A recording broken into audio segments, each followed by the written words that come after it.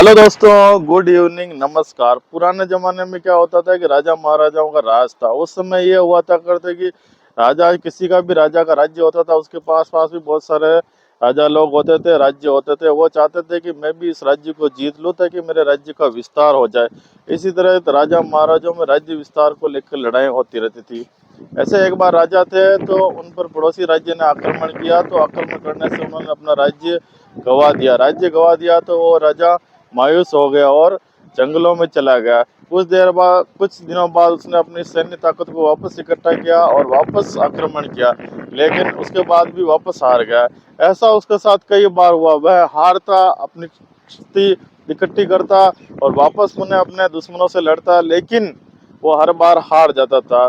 एक बार ऐसा युद्ध हुआ जिसमें कि राजा बुरी तरीके से हार गया और घायल हो गया और जंगल में जाकर अकेला एक गुफा में जाकर छिप गया और अपने आप को कोसने लगा कि अब आज के बाद मैं कोई भी युद्ध नहीं लड़ूंगा, क्योंकि मेरे में इतनी ताकत रही नहीं कि मैं कोई युद्ध को जीत सकूं।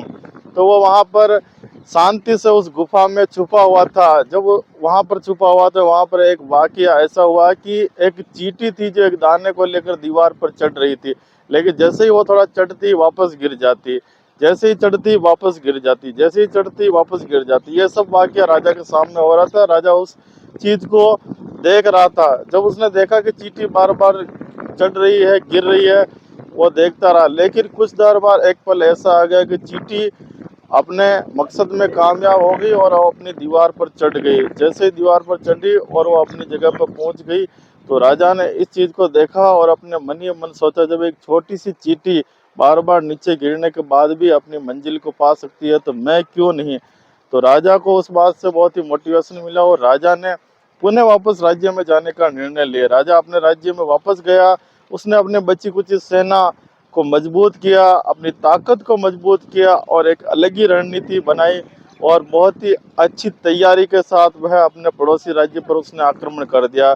और उसके राज्य पर आक्रमण करने के कारण उसने उस अपने दुश्मन के राज्य को वापस पुनः जीत लिया और अपने राज्य पर राज करने लगा। तो दोस्तों, हमारे साथ भी यही होता रहता है।